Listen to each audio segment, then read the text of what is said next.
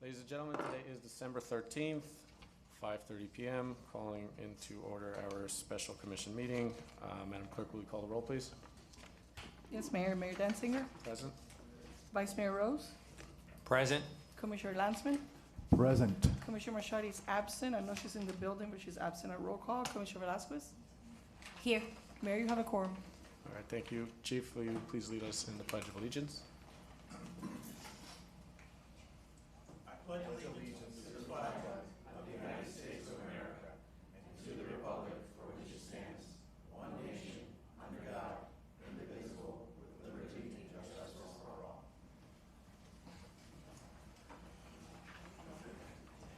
All right, item 1D, lobbyist update. Here with us today is our lobbyist to give us an update. Thank you, Mr. Mayor. I appreciate it. And Commissioners, my name is Jonathan Kilman with Converge Public Strategies. Pleased to be able to kick off this meeting today, and we are honored to continue to represent the town of Surfside in Tallahassee. I will tell you, it's really festive on my way here today. I think no one's left in Buenos Aires. The celebration for the Argentina win today has given a whole new level of celebration to the town. I'm here today. Most of my team is in Tallahassee for the special session that's underway on insurance. Obviously, the goal is to begin to try and provide some relief to skyrocketing insurance rates, as well as a trend of insurance companies being unwilling to operate or unable to operate in this market. I expect we're going to see some fairly swift action during the special session. I don't know that's going to result in immediate relief, but it should begin the process of finding some relief, and I think that process will continue to be ongoing in Tallahassee until they've done as much as possible to mitigate some of the problems in the marketplace. As a reminder, we had an incredibly successful legislative session for the town of Surfside last year with $1.25 million in appropriations, $1 million for the Champlain Towers Memorial, and $250,000 for the Surfside Boulevard improvements. Again, that was in I think there's a substantial amount of money in the year. If you sort of look across the various municipalities, I think you'd say that Surfside fared quite well. We also stood up for some of the issues we know that you care about related to the ability to continue to regulate short-term housing, short-term rentals, and other issues related to resiliency. We'll continue to message on your behalf to ensure that we preserve the ability for the town to be able to regulate within its borders.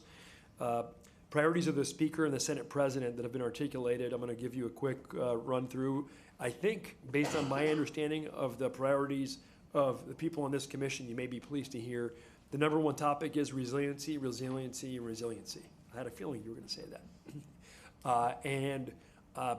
What that's going to look like, I think we'll see in a combination of both legislation related to policy as well as appropriations.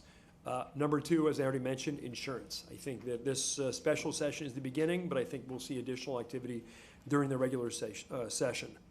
The next is inflation.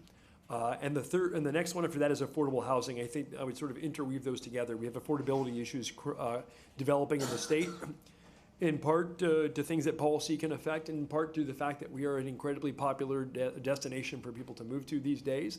But that is posing pressures and putting pressures on people who live here. And it's something the state wants to try and address in the near term. And the final is hurricane response. And by that I mean specific, immediate hurricane response to Hurricane Ian and storm activity we've seen recently. So I think there's a strong likelihood we'll see legislation and appropriations addressing all of these. I think resiliency is going to be a hot topic for quite some time. That should be music to the ears of those of us who live on barrier islands here in Florida. We've been working with your staff, Andy and Jason in particular, who've done a great job of articulating and working with us to identify where your needs meet the priorities of the legislature and identifying the beginning of legislative priorities. So we're in possession of the list for legislative priorities 2023. We have great relationships with your new Senator, Chevron Jones. I've had a chance to spend time with the new Representative, Fabian Basabe. Spoke to him as recently as yesterday afternoon about getting together with him sometime next week to talk about priorities. I will tell you, Senator Jones is someone who's really learned advocate in Tallahassee on behalf of his constituents, and I think you'll see a lot of that same activity this legislative session. Just key dates I wanted to make you aware of. We've got 7 committee weeks upcoming, January 3, 17, 23, February 6, 13, and 20. And the legislative session begins March 7th and continues until May 5th, unless there is an extension or they can't figure out how to get the budget done in time.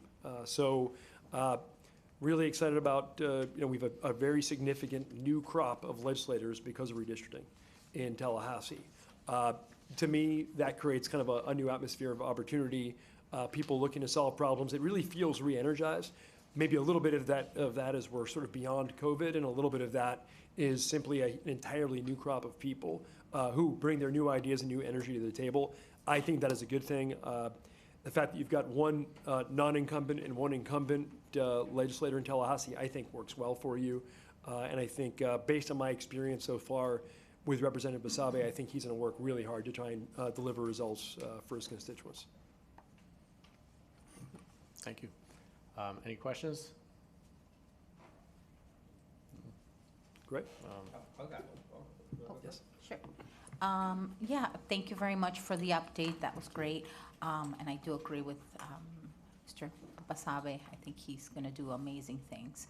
I just have a question. Is there anything for undergrounding that because I know that there's a lot of infrastructure stuff going on, and so I wanted to see if there was any talk of that to give us any funding on that. So we don't have an answer on that as of today. I know it's been a priority for staff. I know it's a priority for you. I guess what I'd say to you is we will absolutely be updating staff and then provide information as soon as we have any updates on that. Clearly, it's a priority. I know that this town in particular has kind of, you've done your part to prioritize it and do the things you need to do to deliver that to your constituents. And so we're going to continue to do our part in terms of working through the PSC and the legislative and the executive branches to try and do everything we can to help expedite that for you, and we'll give you an update as soon as we've got it. Mr. Vice Mayor. Thank you for being here. So I know we were talking about resiliency. I'm going to get very specific on one. Seawalls. Any grants or anything we can do for seawalls? Because around town, private homeowners, we're having resiliency conversations in the town, so we're trying to raise our seawalls throughout town to create, I'll say like a little Venice, to protect us. We're doing the dunes, but we got to protect ourselves on the intercoastal side. So anything we specifically can do, some sort of grant for homeowners in the town to, we're a little island here, so create a little barrier for us. So 3 things. First, there's the existing DEP grants. I'll take a look and see if there's anything specific to seawalls there. I mean, that is obviously very specific, so I'll check into that to make sure that if there's anything in there that we identified and make you aware of it. Second, there's going to be, this session, a lot of activity. I will let both the senator and the representative know that specifically if there is no coverage for seawalls in the grants that are being developed, that they should work to try and include them. And then the third thing I would say is, for any grants that exist for which there are not rules in place yet that we can participate in the rulemaking process to identify seawalls as an eligible category, we will do that.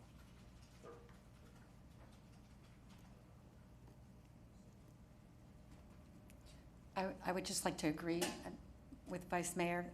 I put forward initiatives for resiliency, especially with the seawalls. We've seen some compromised recently, so that would be great. Fantastic. I'll provide updates as we begin to work through those things, and I'll reach out to DEP this week. Thank you. Just one request, and I'm confident you do this, but I'm not necessarily sure the channels. You work behind the scenes, you get some great stuff done for us, but I don't know that necessarily we, the commission, or the community knows what you've accomplished. The money for the memorial, all those things that are done partly because of your interest. Can we just make sure through the town manager that we get results to know what you've done? Sure. Again, you're doing great work. It's helpful to have the presence, if you will, in Tallahassee. But I want to make sure that our community knows what accomplishments are being attained by your efforts. That's great. Yeah, obviously, we coordinate through the town manager and staff, but I'll work with them to see if we can sort of increase the communication flow so that it trickles down to you, and you can share that in whatever way you'd like with constituents, and anything we can do to provide. If you have something that pops up during the legislative session that you hear about, that you want to make sure that you're able to communicate back down, please send it our way, and we'll make sure that happens. All right, thank you. If I may, just also one item, piggyback off the commissioner, just, the importance of the FPL. If we can get that covered, that'd be a real alleviation for our residents. Also, additionally, the transportation, we have an FDOT, we have 2 projects that have been approved by FDOT that are waiting for funding. Those are crosswalks on 90th and 89th Street. I was gonna work my magic with the senators, but if we can attack it on 2 fronts and get that funded, that'd be great. And We've reached out to the district secretary to see if we can make sure that that gets prioritized, and I mentioned to Jason, we'll update as soon as we get a response on that. All right, But perfect. if we can get the senator and the representative to weigh in too, that's, the more the better. All right, I'll work my magic. Thanks. Mr. Mayor, What? one more question. Yeah, sorry. Number 11, registration of service dog animals. Number 11, registration of the service dog animals, including National Service Dog Registry. Can you explain that one? Is that service dogs only and eliminating emotional support dogs? Or So, no, does that address that? The goal of that provision, as I understand it, is to make sure that we advise you of any and work against any legislation that would essentially enable a person who doesn't really have a service dog to be able to walk on the beaches or other places where they shouldn't be able to take a service dog and claim that it is a service dog. So again, some of that is a little bit amorphous because there is not legislation filed yet, but we've been made aware that this is sort of an issue that's been popping up in hotels, on public beaches, in other public facilities where people are claiming a service dog that isn't a service dog, and we just want to make sure that we're watching out for that for you. That's great. Thank All right. you. So we got another question, sorry. Just to add to what Mary Ann's question was, is there a plan to make some kind of credentials or something that the pet has to have? Because, yes, you mentioned the beach, and it's happening in restaurants and supermarkets. Every single place you go to, there's people claiming that these are service dogs, and there needs to be some kind of credential or something so that people can see that this is in fact, or a registry somewhere where the pet is in fact a service dog. Yeah, so at this point, there isn't legislation filed. What we're doing is sort of, we've kind of tagged it as an issue that is something that we want to take seriously if it does get done. We know that this issue's been sort of cropping up. One of the things that I can do is check in with the League of Cities to see if they've kind of developed, typically something like this, you'd have like dozens of cities lining up to kind of take a position on it versus an individual city. So what I can do is check in with the League of Cities, see if there's an issue, and if not, maybe that's something that we can kind of say, hey, this is becoming a bigger issue, maybe it's something you ought to take a look at, and that the town of Surfside can sign on to and support. Now, when that happens, we actively go and lobby in support of those things. We don't just say, oh, well, League of Cities has it, but that way we're not just lobbying kind of one town or one city going after a topic like that. We kind of build a coalition. I'll raise that to them. All right, we're good. Thank you so much for coming out. Thank you. Appreciate it. Thanks for the Appreciate update and for all the work that you do. You got it. Have a great evening. Thank you. Have a good evening. All right, where's the agenda? Moving on to item 2. I need a motion to table item 2A. I'll make a motion, You gotta get faster on the mic. make a motion to table number 2A. Second. And part of that is to move it to the 7 o'clock meeting? It's a table because it's not really relevant. We'll discuss it. We'll bring a new item on. We'll walk on. At the Gotcha. 7, yeah. Okay. All in favor, say aye. Aye. Aye. Any Aye. opposed? The motion carries. All right, thanks. All right, item 2B, appointments to the Charter Review Board. Madam Attorney.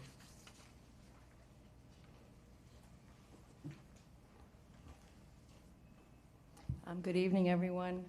This item, tonight, we're asking the commission, each of you to appoint your appointee to the Charter Review Board pursuant to Section 128 of the Charter. And just to reiterate, it does require that each commissioner appoint one member to the Charter Review Board, and that appointee is subject to a vote or ratification of the majority of the commission. Mayor, I would suggest that, as the chair, you take each commissioner and you ask them for their appointee, and we perhaps do this one by one, nominating each appointee and then having the commission vote on that ratification.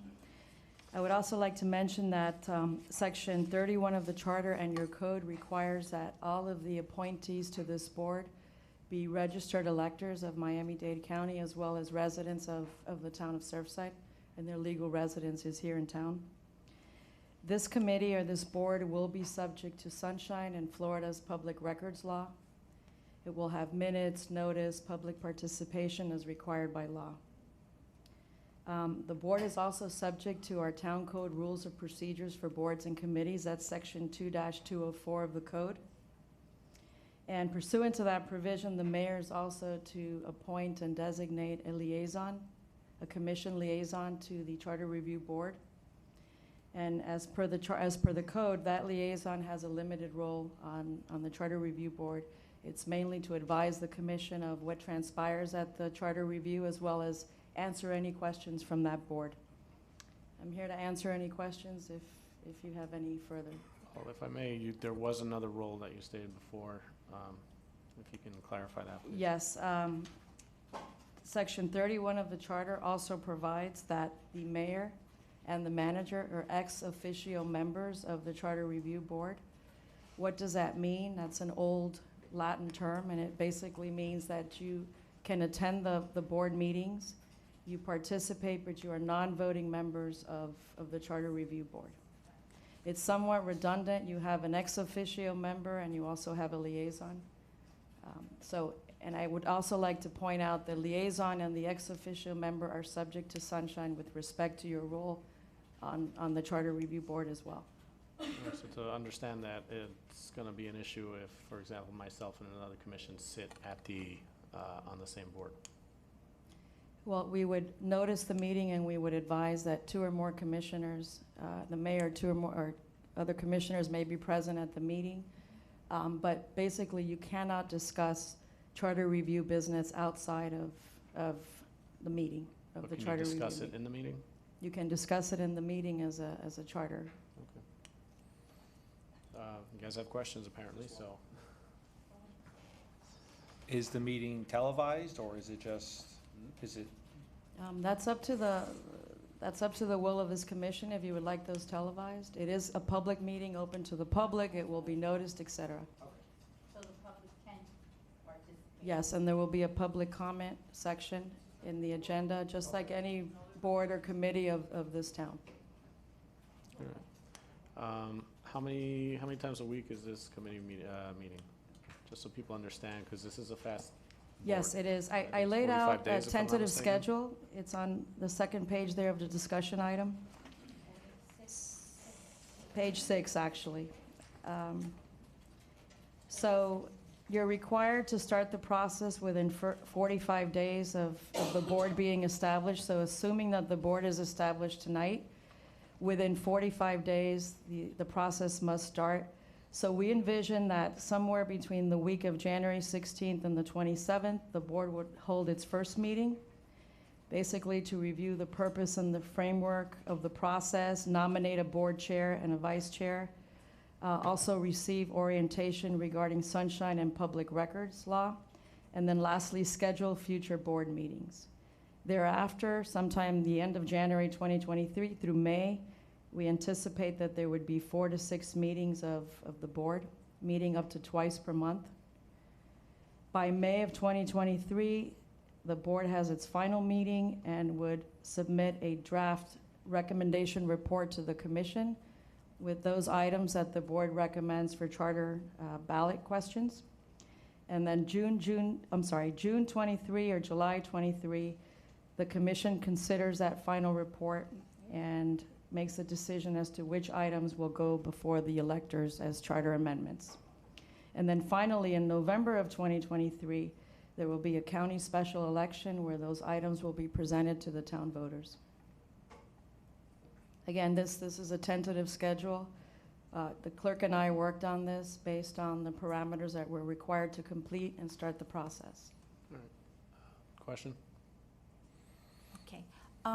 When these items will be brought to a referendum on the ballot, do we get to pick what we want on there, or it has to be whatever the committee has Right, made so the recommendations? board's role is to recommend to the commission certain amendments to the charter. It's the commission's final decision which items will go to the ballot for referendum in November. So it's strictly a recommendation. It's an advisory board. Any other questions? All right, before we move forward, we have public comment. Mr. Kuslis? George Kuslis, 9225 Collins Avenue.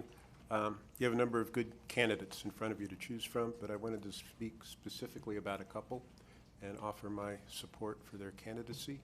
One is Lori Swedrow. Many of you probably know her. She's lived in this town for quite some time. Her dad, Robert Swedrow, is one of the noted architects in the Miami area for many decades. Why is Lori a good candidate? It's her training as an architect. It's interesting. Architects, their basic training is how to put together a puzzle. That's what we do. So don't hold it against her that she's an architect and I'm an architect. But that's what architects are trained to do, is to put together puzzles.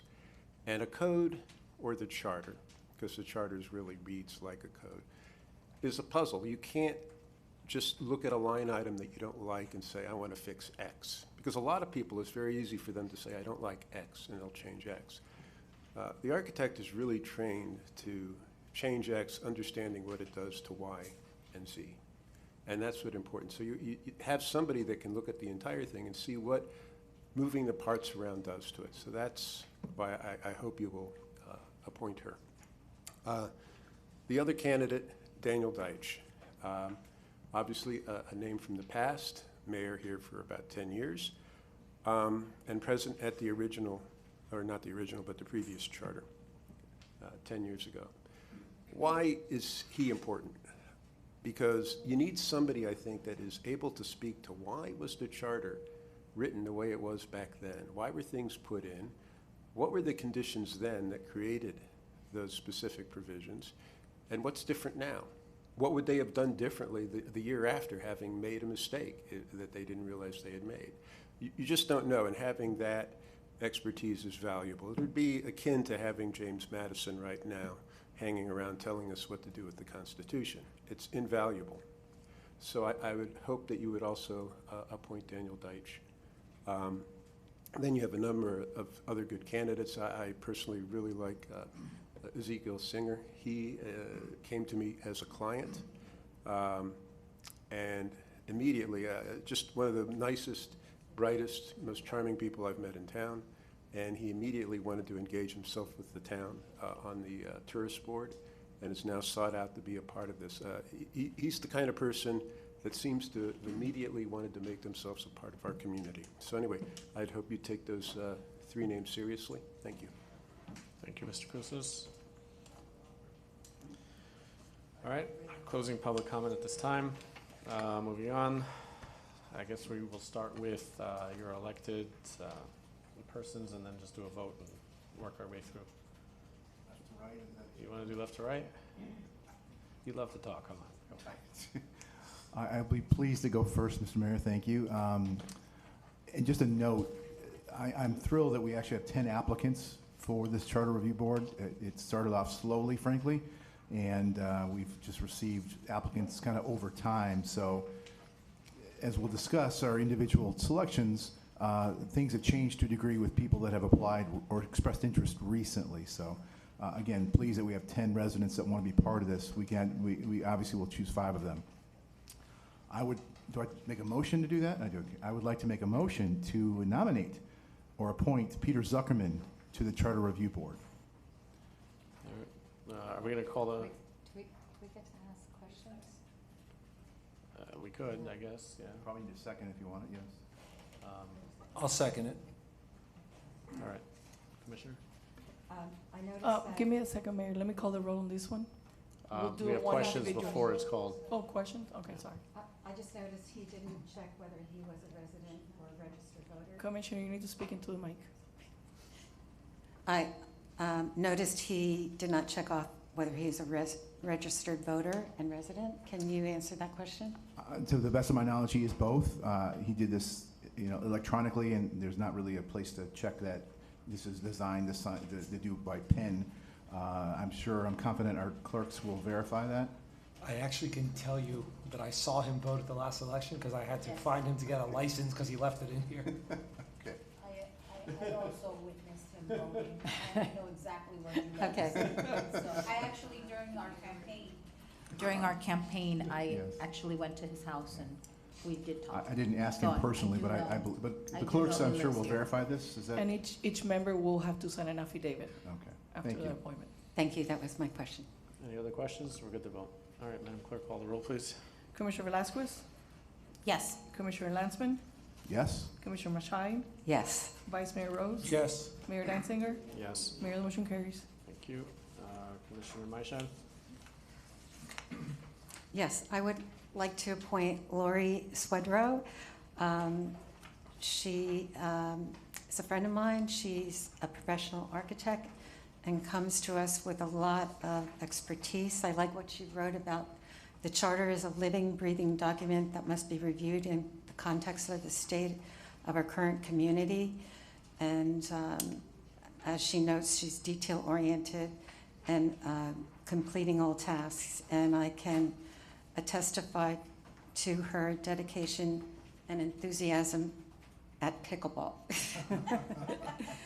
She's also a longtime resident here in Surfside and has resided in Bal Harbor and raised in Miami Beach, so I think she's a Wanna great make a motion? candidate. I'll make a motion. Second. I have a question.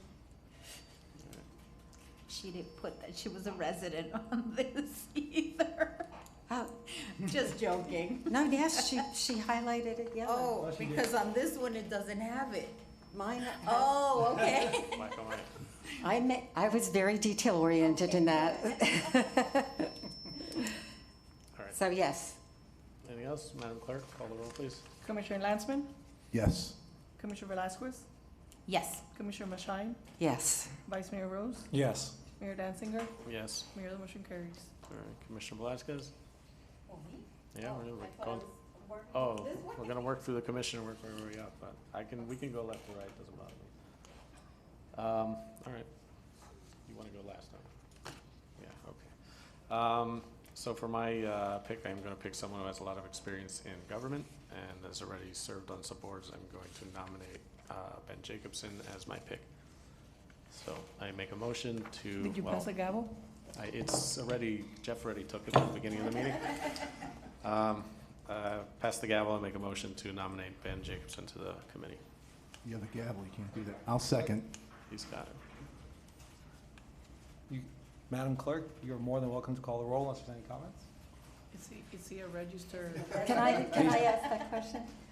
That's not, can you answer? Are you a resident and registered voter?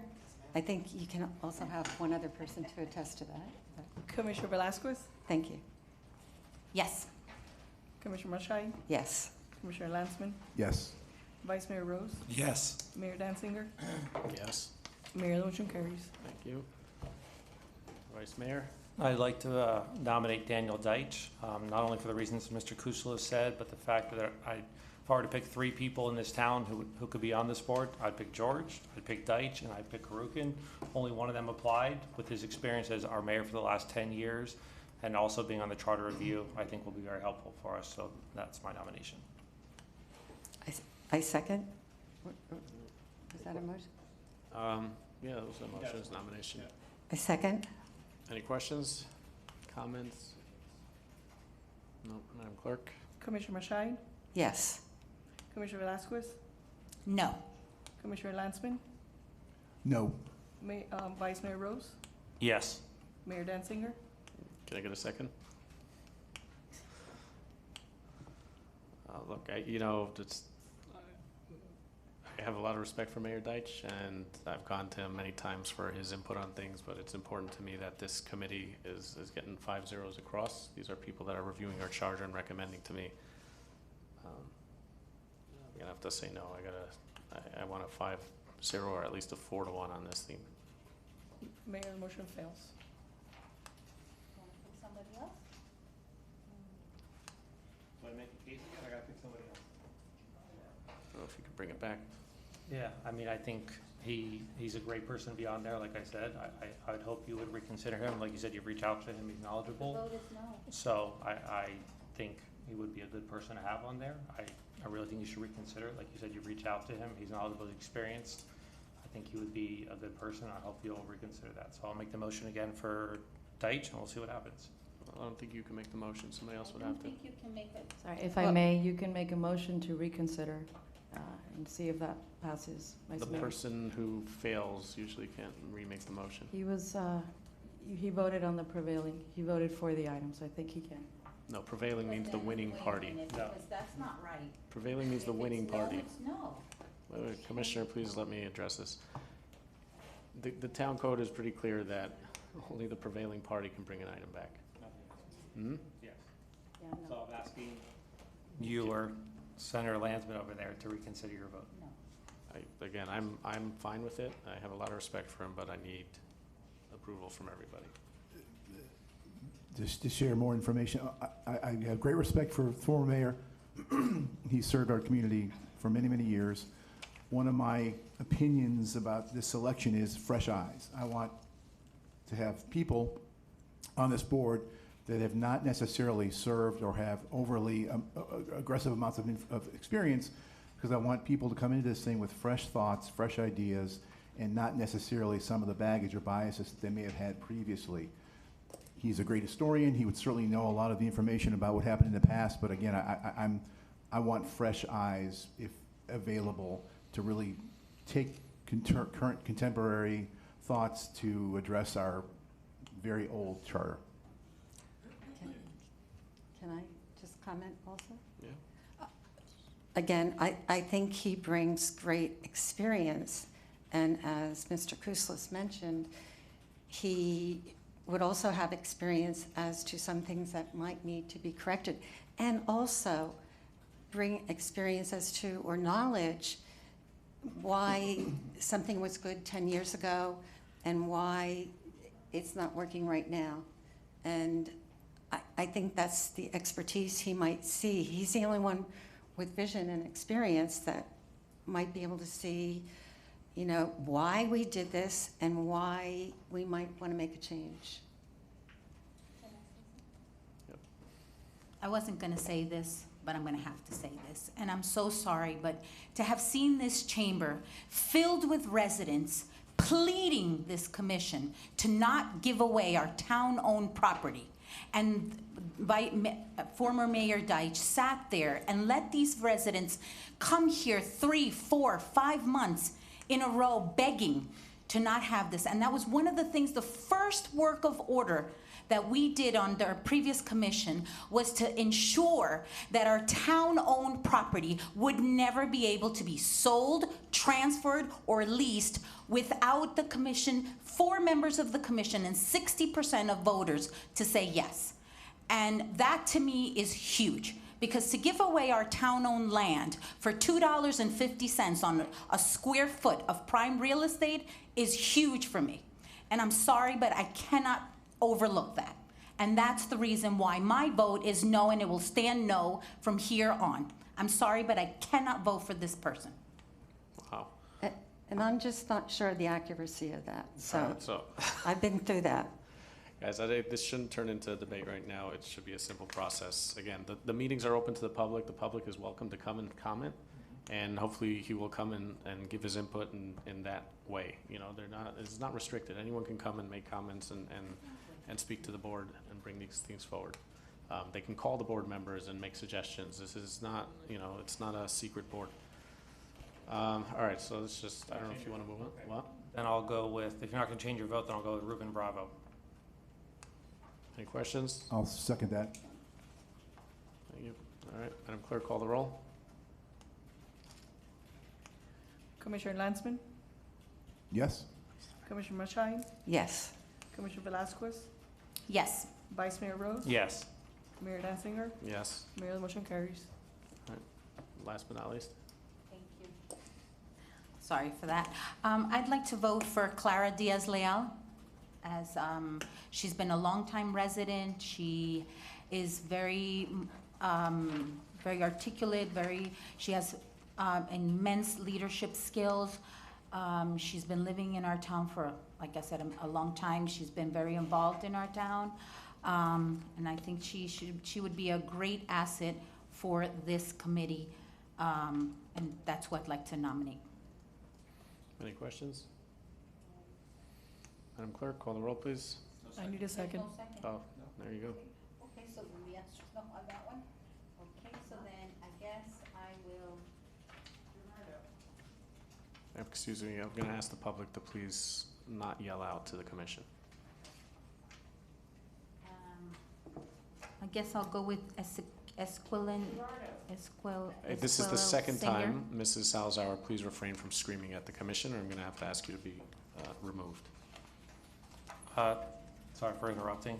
Madam Attorney, Madam Commission, I need to make a disclosure, because I have a business relationship with Mr. Ezekiel Singer, so I'm going to abstain from the voting on the ratification of this appointee and leave the room, if there's a second. Okay.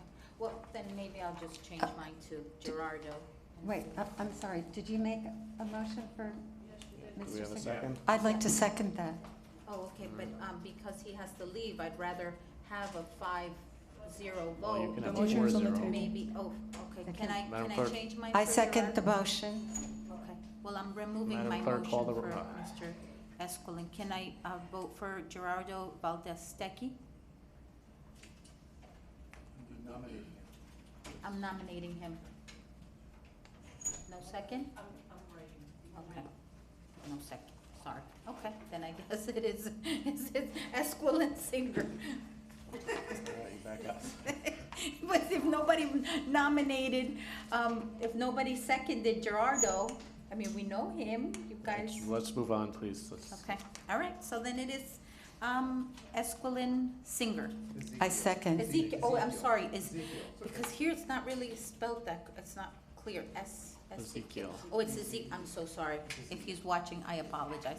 All right, excuse I me, second. Mrs. Salzauer, this is the third time I'm asking you to stop talking. Thank you.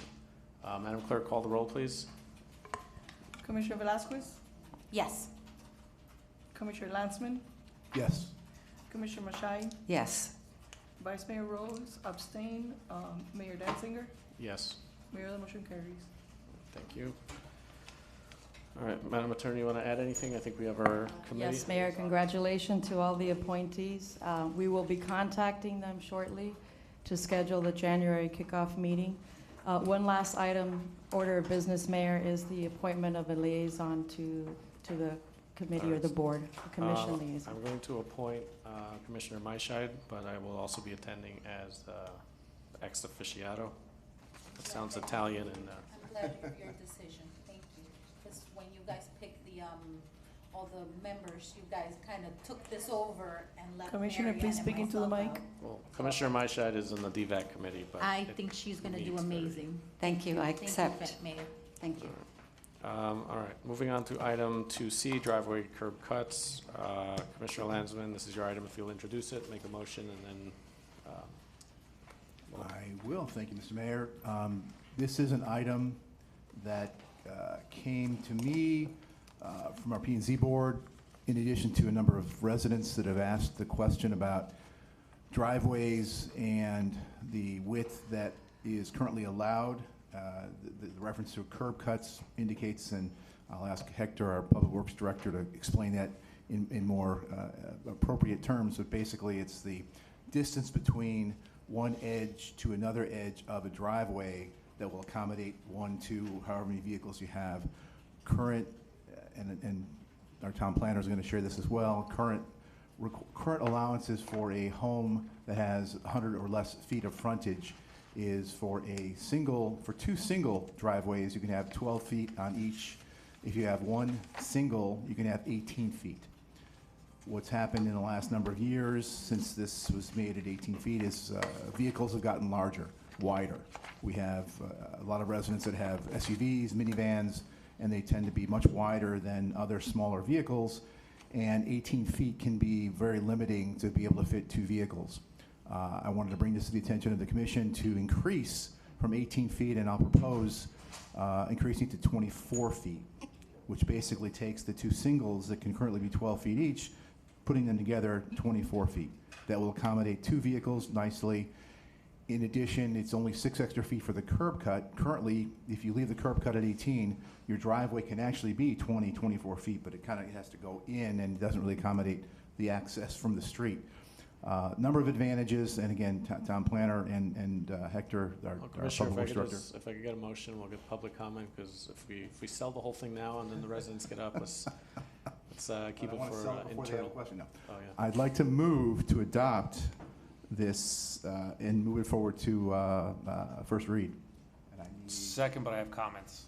All right, we'll get to those. All right. Attorneys aren't here, and we lost everybody. Oh, there we go. Thank you. All right, we've got public comment. Mr. Kouslis? George Kouslis, 9225 Collins Avenue. This is a bad idea, and I'll tell you why. Nothing prevents the driveway itself from being 24 feet or even 25 feet. You're limited by the 50% pervious area or landscaped area thing. And that remaining 50% can be for your driveway, for your front walk, for your stoop, anything that would be in the front setback needs, that is paved, is part of the 50% impervious. Why is it a bad idea? We're moving in the wrong direction. We're trying to create a friendlier, more pedestrianized thing, and what you're essentially doing is putting in 50% of the frontage of your typical 50-foot lot is going to be pavement. Now, you say you want to have more room for cars. Well, you can have the wider driveway once the apron flares out on your property. But what this does is basically put 24 feet of pavement right off the street. Somebody could easily just park 3 cars side by side. We're looking at the asses of 3 cars in front of every lot, conceivably. We don't want that. It's moving backwards. This is a problem that, or it's a solution to a problem that doesn't really exist. There's plenty of room to create a spacious driveway once you're on the property. Thank you. Thank you, Mr. Kouslis. I didn't time you, but you got down in less than 3 minutes, so I appreciate it. All right, no other closing public comment at this time.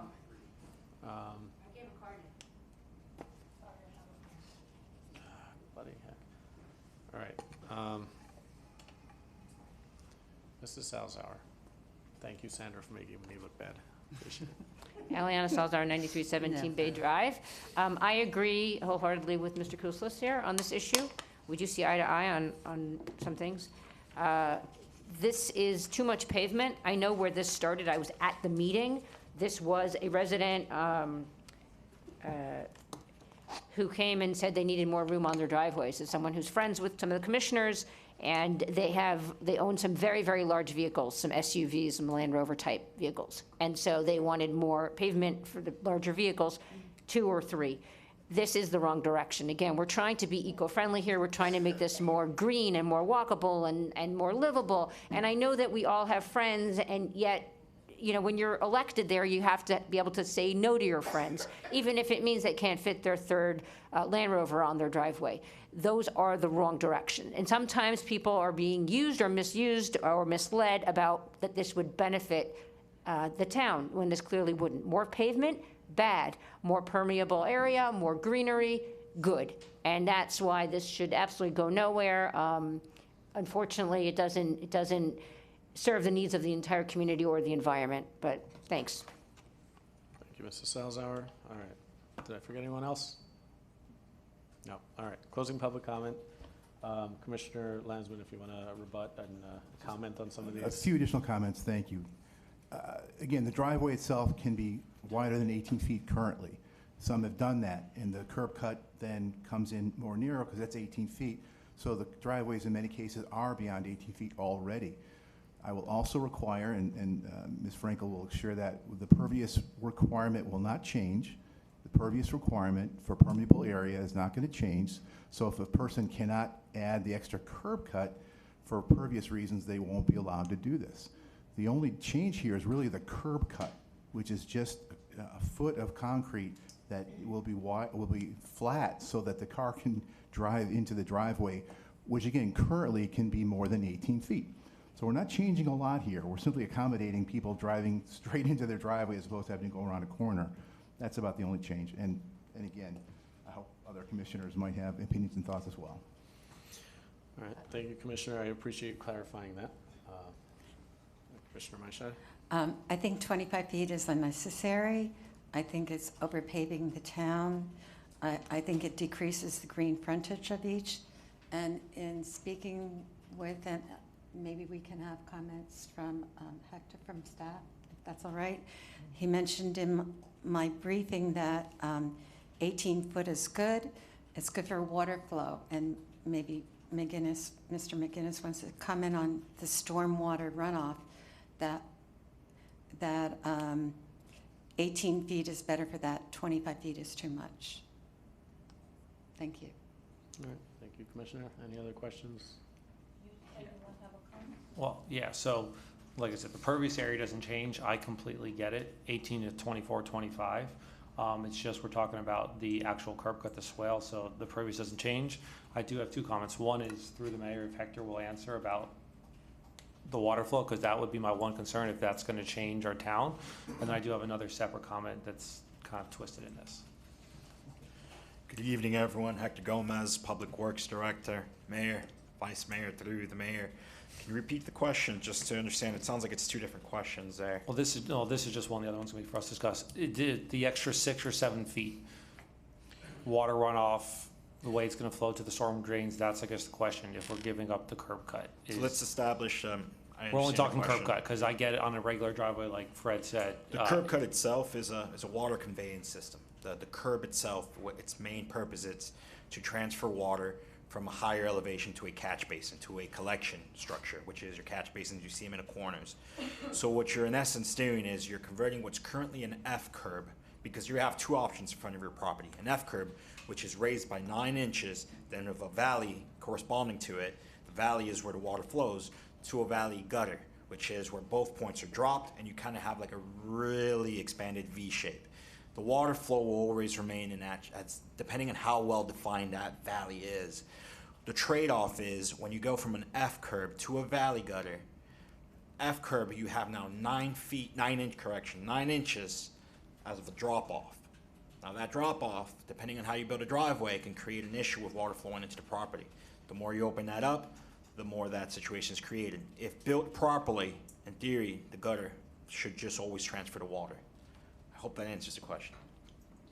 Not to put you on the spot, you for it or against it from the public works perspective? That's kind of where I was getting at. If you're okay with it, I'm more concerned public works wise. If you say it's going to be a problem with water flow, you don't recommend it, not to put it all on you, but that's kind of looking for your expertise on this If I can one. interrupt, understand the question. the staff's purpose here is to get input from them. If you want to ask if he's for it, that should be on private, because you're putting him in a position where now he has to either go against this commissioner or side with you. This is not the proper way to go ahead. It should have been discussed. He's laid out the facts, and I think all of us can make a decision based on that. Just to be, I think you're putting him in a position that is not fair for the employees. and Mayor, excuse me, just to be clear, what you're doing is creating consistency with the current, what's being done on the driveways on the private side, which is you have driveway areas being built to 24 feet. I think after 24 feet, you find yourself in a situation where you might not meet your permeable space requirements. So if you're already having that built on the private property 24 feet, what you're doing is you're creating the consistency so that the driveway cut is 24 feet as well, so that you don't have a situation where you have people now driving on top of an F curb to get on the private side to park their vehicle. I think what we're trying to do, or at least the intent is, to clarify and create some consistency amongst what's happening on the right-of-way side and the private property side. Yep. And you clarified it a lot. If I can ask, do we have Yeah. any sort of numbers or studies how increasing by, 4 feet is going to impact that? 18 to 24, 6 feet?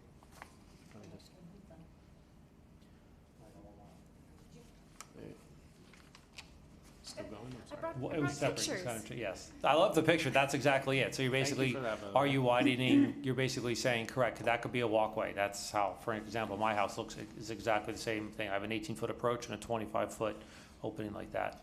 All right, just so for clarification, we're not just talking about the gutter, we're talking about the right-of-way as well?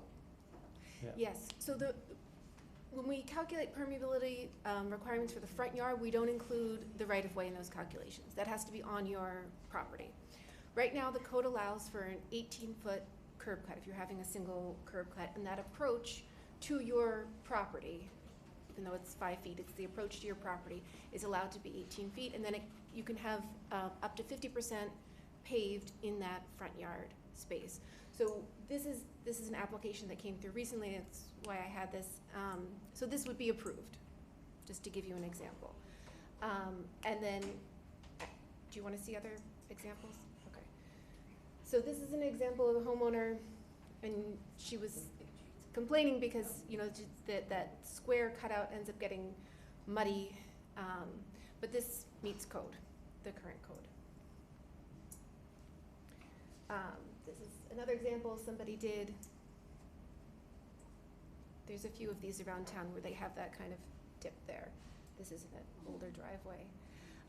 I circled this one because you can see the curb cut is right, but then they've extended their paved area, which maybe they're counting as a walkway. The code doesn't specifically prohibit paving in the right-of-way, but they, in theory, should ask for permission for doing that. This is something somebody else did creatively. They put a little shrub there to kind of delineate where the walkway is.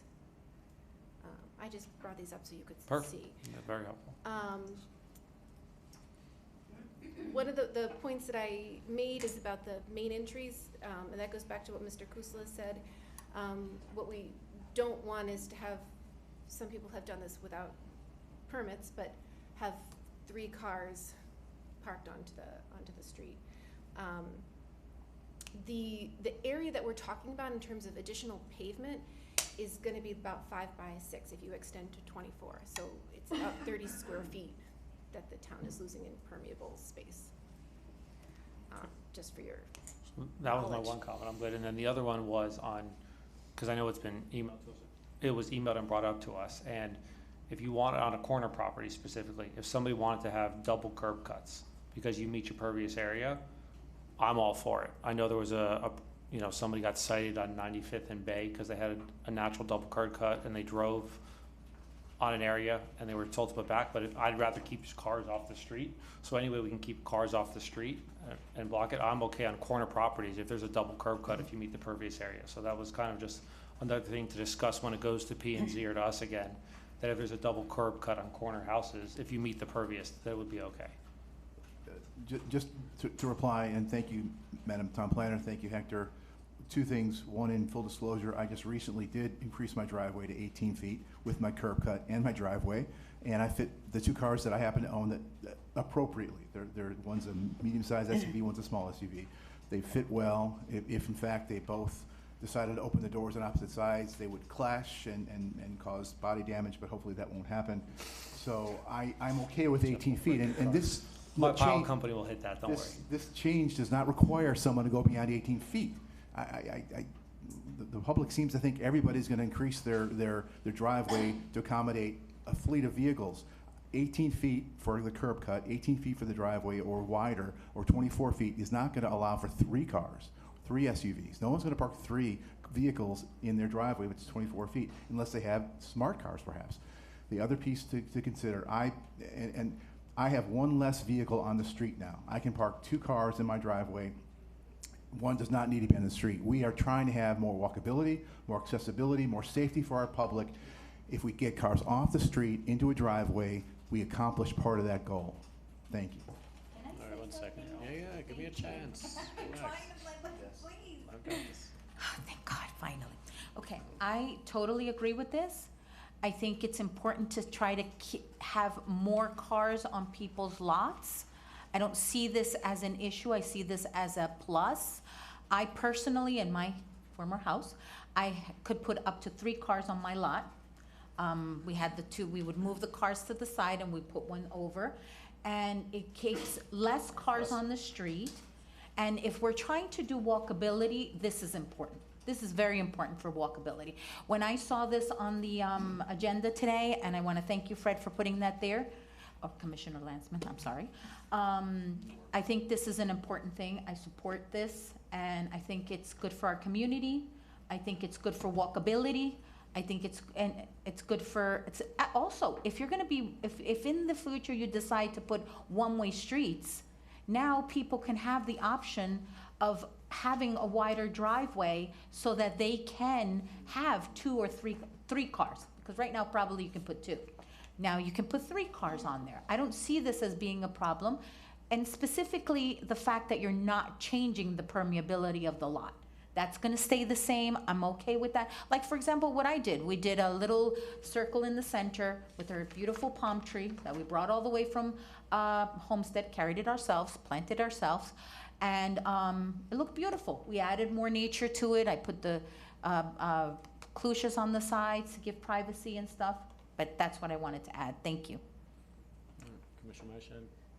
Yes. Through the mayor, could I just have Hector reiterate an answer to my first question? In our briefing, you mentioned that 18 feet, the stormwater runoff during our briefing was very important to you. And you mentioned that 18 feet is good for water flow. So I'm concerned about the stormwater runoff. You had said 25 feet is too much. So can you address the stormwater runoff? Mayor, through the mayor, commissioner, if we look at the difference between 24 and 18, which is the difference of, you're talking about six feet. It is 6 feet now that you have lower than would originally have been higher. So just 2 things regarding the stormwater there. If not built properly, yeah, you're allowing, there's a possibility that there's more runoff into the site if the driveway is built at not the correct slope. Additionally, the valley gutter does not transfer water the same way as an F curb. An F curb, you have a higher curb, therefore you have more of a backing for the water to transition through. These are 2 points of consideration when making this decision. Regardless, either way, Public Works would just strictly go out there and enforce through inspections that it's built correctly, make sure we have the proper valley within the curb. There's specifications we adhere to that we ensure that our contractors adhere to. But again, it's 6 feet that would otherwise be taller, that are now flatter, which can create a vulnerability point. And that's, I guess, that's really the point. So in our meeting, you said 25 feet was too much. So are you sticking with that, or are you changing your mind? Through the mayor, there's no mind changing. Just simply when you start, if you start considering numbers, once you go into 25 feet or higher, you may want to consider what that means to the permeable space. I think 24 feet, just on quick numbers, it's something that you could play within your permeable spaces, within your requirements. Once you start going to the 25, 26, you really got to see what else you have on the property to make sure your permeable space requirements are still met. Well, I mean, from what I understand, this, and it was written out that it requires that the permeable space be met, so it's never meant to exceed that, correct? No change to permeable. I left it, I didn't necessarily make a specific recommendation of 25 feet or 24.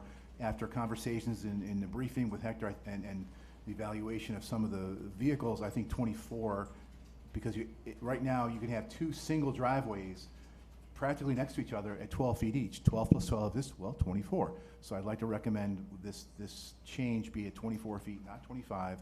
Permeability does not change. You have to have that requirement still to remain. If you go to 24 and you don't meet that, you can't do it. Simple as that. Just to reiterate, just the moment you start going over 24 feet, you really want to start seeing those numbers if they really give you the required. In my opinion, just running on some numbers, you'd be getting closer to your requirements, so therefore, that's where the comment comes into play. All right, Commissioner? Well, I view it this way. If you have 2 curve cuts, each one is 12 feet, that's 24. Okay? So if you're going to do 24 pretty much is the same thing. You're just moving the position of where the curve cut is. Isn't that correct? And the flow of the water is going to be the same regardless of whether you have 2 curve cuts of 12 feet each, or one curve cut of 24. I mean, I think it's a design thing that each resident can decide whether they want the curved, the circular driveway, or they want the, just a square in front of their house with some nice landscaping that, I'm sure that people want beautiful homes. I don't think this is gonna look something, not aesthetically pleasing to our town. Just through the mayor, just, again, we're specific to curb cuts. If you're asking me to confirm if 12 plus 12 equals 24, yes. No, I'm asking you to confirm if you're gonna have. If you have one 24 and two 12s, isn't that flowing the same amount of water into the street? That's what I'm asking. If I may, I think if you have 24 in a row, the problem with the runoff is the water has to flow to the sewer. So as the gap gets bigger, instead of flowing, it starts going into someone's driveway and up somebody's thing. So at 18 feet, the idea is that it continues to flow down the street. Once you start opening up to 24, that water starts going in. Now, if you have a 12 and then a 6 foot, and it's, you know, it'll pass that 12 foot, hit the 6 foot wall, continue, you know, build up momentum, hit another, you know, just like the rest of the driveways. But yeah, if you put it together, now it's got too big of a gap, and now the water could start going, deviating off the curb and going into people's properties and things like that. I think that's the concern here. So I guess the last question was, you know, the corner part. So I'm gonna use yours as an example. You just redid your driveway of 18, you got 2 now in the driveway. I know you park your car on the street because some company hit it. So the question is, maybe one of my subs, no comment, plead the fifth. But the question is, would your extra car that's on corner lots only, should you be able to cut your curb one more of 8 or 12 feet? You're parking there anyway, do we want it out of the street? That's what I was only saying for corner properties. That's, if we're having the conversation, just to bring up that curb cut on the corner ones. And I'll use your house as a perfect example. You have 3 cars. Should that third one stay in the street, or does it, you meet the pervious area? Can you cut your curb and put it there, or do we leave it in the street? That was really, if we're gonna go into the specifics, let's Right. figure it out. Well, thank you, Mr., and one more response, and hopefully get to a vote. Mr., Or maybe I can through the talk ma- at through the some. mayor, to the vice mayor, I completely understand kind of your thought. For this particular conversation, I'd rather have that be a separate discussion topic. I mean, a corner lot, you typically have, I think, resolutions right now allow one access into your driveway. It can be, again, 24 feet or whatever the way, if your lot's more than 100 feet, you get more space. I'd like to go, and I'll make that recommendation to the P&Z board to have that considered as if you have a corner lot with enough square footage to allow for curb cuts on both sides, do we change code to allow that? That's a good discussion topic, but I'd rather keep them separate for now until we have more of a discussion, especially at P&Z. All right, so if I may, guys. Yeah. A couple of questions on this item, just for clarification. We keep hearing it's taking cars off the street. How is this taking cars off the street? Because if it's only good for 2, how are we getting a third one in there? In my case, again, I had a single driveway. I could only put 1 car. I wanted to increase the space. I was able to do it with 18 feet. Some homeowners may not be willing to do that because they may not be able to fit their vehicles. If there's more space with the curb cut to have direct access as opposed to going around corners, more of our residents may be willing to make that investment at 24 feet to, again, get some cars off the street. It's not a guarantee. There's no requirement to park, and no one may make a driveway 24 feet. It's an option and a choice, 2 words I love to use often for our residents. Well, I could say I have a neighbor who has an entire driveway that's empty, and she parks all her cars in the street. Again, I'm trying to figure out if we're trying to resolve a problem in town, or if this was 1 or 2 people that called in with an issue. I generally don't like to start touching code, but it's just a couple of things. And again, the stormwater runoff is a little, a little concerning for me, and I'd want to do a little more research on that. But one big question I saw when I read this, in your analysis, it says 18 feet is not enough space for 2 SUVs and damages landscaping, correct? I mean, that's... It can be. No, it's a quote. So my question is, if it's necessary, and that's how it's kind of written in here, why is this only being proposed for lots that are 100 feet wider? And why are we not solving a problem for people that live in smaller lots? This is 100 feet or smaller, they can do this, as long as they meet the pervious requirement. Yeah, no, I'm saying you gave, so in here, 18 feet, over here, for lot lines with less than 100 feet, you didn't give this same 24 foot. You didn't propose it for that. So my question is, Yes. again, if this is Yes, no, yes. one curb cut, no more than 18 feet in width. That's current code. Oh, is that current? That's current code, Okay. yes. So again, I would like to do a little research as far as stormwater runoff, but there's no reason to say no on this now. It's a first reading, a second reading. I'm happy to move it forward on my end. And then, you know, but at that point, we should have more information and go through it. It seems like And I there's a think lot your- of points to consider, and there's no reason to kill it yet if we can move it forward and do our due diligence on this. Your points are well taken. To our Public Works Director, these driveways and curb cuts have to be constructed properly to code. And if they're not, there's gonna be problems. But our building department won't let that happen. They're gonna make sure things are done to code, so stormwater will still drain, and it won't back up into the property owner's property, because that's gonna be a problem. And again, if they do build this incorrectly, the water will build up on their property, shame on them. So again, it's a matter of code enforcement, it's a matter of building department making sure that we have inspections done properly so that it does not cause a problem. I think you had it. Through the mayor, just to clarify, the longer of a stretch of a valley gutter you have, you will lose velocity in the water flow. The F curb does assist with the water flow because it has a back and it contains the water almost like a slide. The valley, you know, you could define the valley as much as you want, but an F curb is always going to be more effective for the conveyance of water. To the point, it seems like we should review more what the consequences of this are from a stormwater runoff approach. Yeah, and I believe the commissioner will, you know, do his due diligence, because again, I understand we're trying to resolve an issue for a few people, but we gotta take that into account as a townwide effect. So again, I personally am willing to support it moving forward, just to move it forward, but again, you know, I'm gonna be doing my research, I'm sure you are, and then we'll have this discussion again next month with a little more data.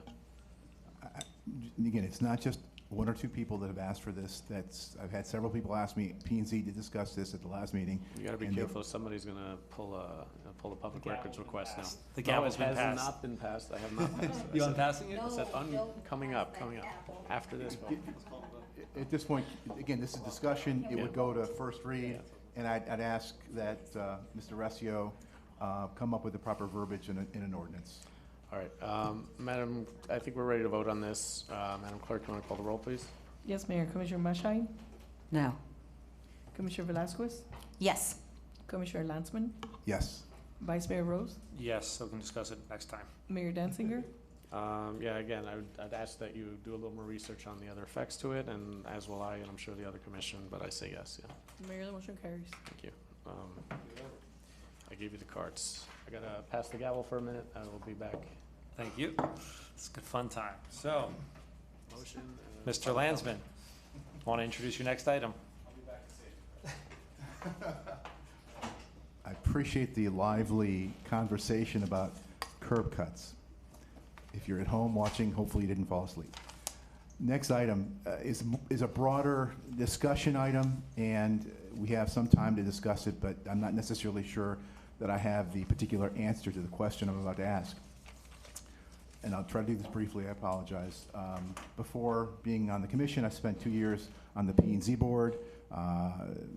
Madam Frankel was our chair, I was a vice chair, and had a lot of experience in discussing projects, single-family, multifamily, changes to our code. One of the things that I took away and still take away with our current P&Z board, we have a member here, appreciate you being here, Mr. Forbes, that currently the way it's constructed, the way it's empowered, is very limiting. It's considered, and again, I asked Town Planner Frankel to be here to kind of go further with maybe a couple recommendations. It's a design review board primarily.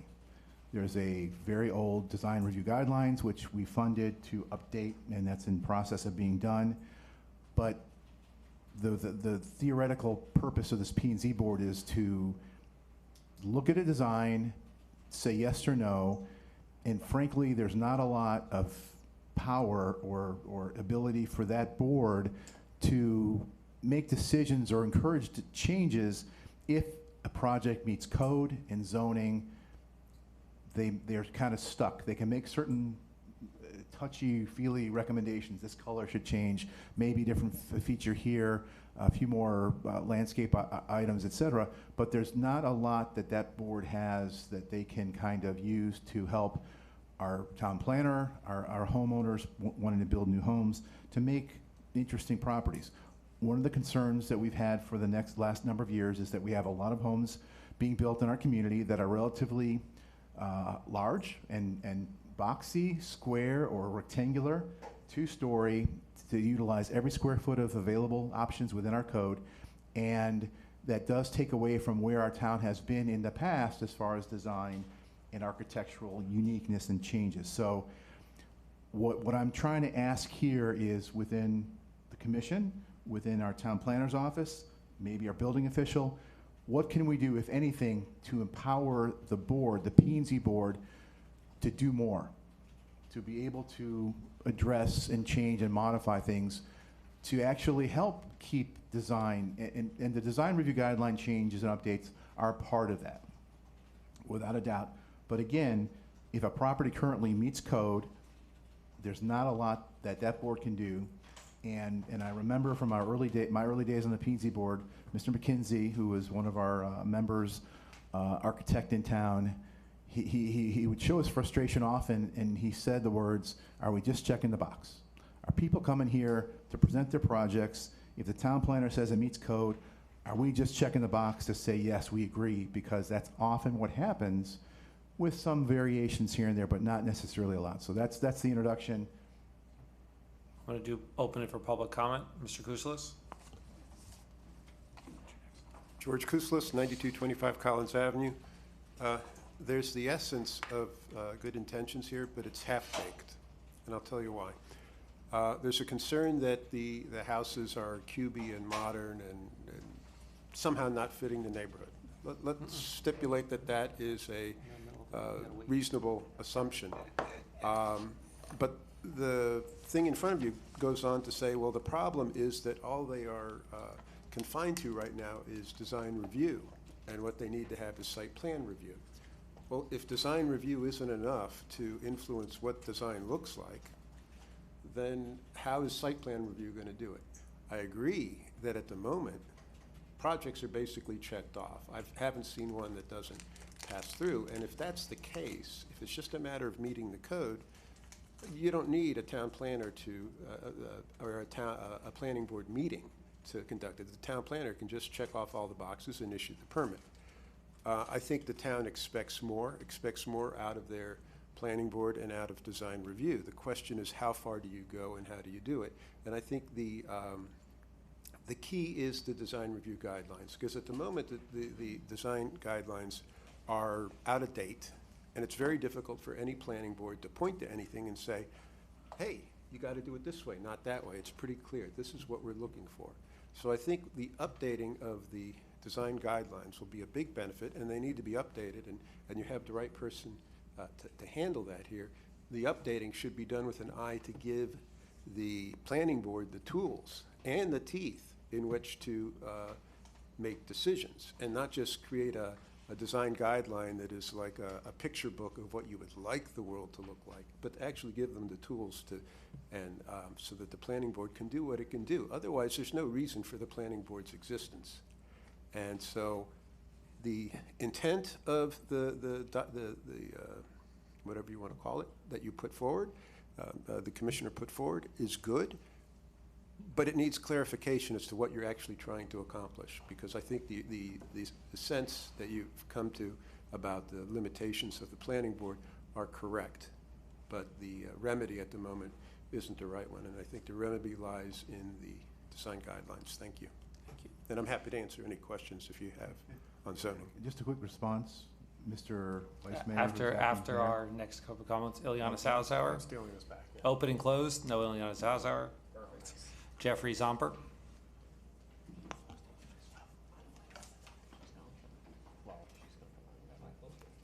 Good evening. Jeffrey Zomper, 8827 Emerson Avenue. I did not expect to be back here speaking before the commission, but when I saw this item on the agenda, I felt that I should. I dealt with this issue personally in 2015 when I found out that I had to knock down the house that I had purchased, anticipating living in that house, and then asking an architect to design a house and him coming to me with a cube design and me telling him, no, that's not what I want. It's ugly. It doesn't fit into the town. And come back with another idea, which he did. And so now I have a house that is same size as I believe as the cube design was, but I like it, and I think it fits. I saw a commissioner with a experience in construction shaking his head when I said same design. And I was going to wait for this point until the very end. But the Planning and Zoning Board does indeed say no to people. They say it said no to me numerous times when I wanted to have a double ceiling and then had to have a slanted ceiling because somehow they thought I was going to build another floor after the house was built so that I would exceed the 50% rule. And I believe that I was told by somebody who's really big in construction in this town that they are able to exceed that 50% by doing certain things with the walls.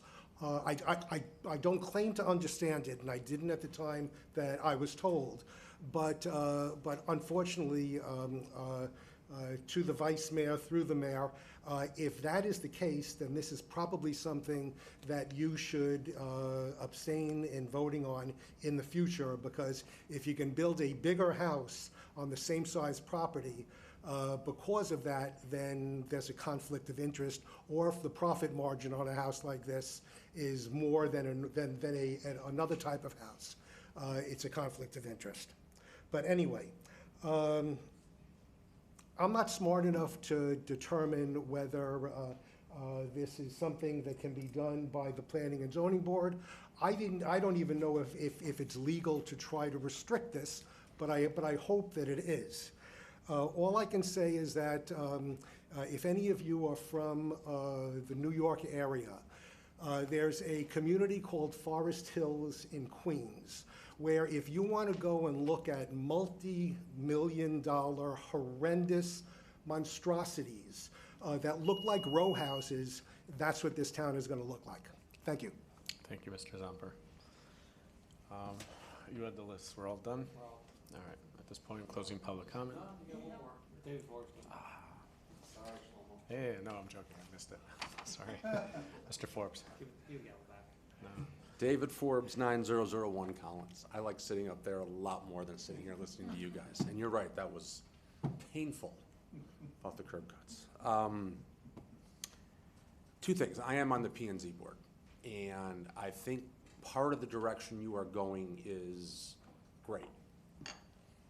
I'm just not sure how far you take it. I'm not sure giving us too much power is good, because the reason I joined the P&Z board was a gentleman that sat in Nellie's chair over the years, and the things he would say at the meetings, and I even brought my house up here.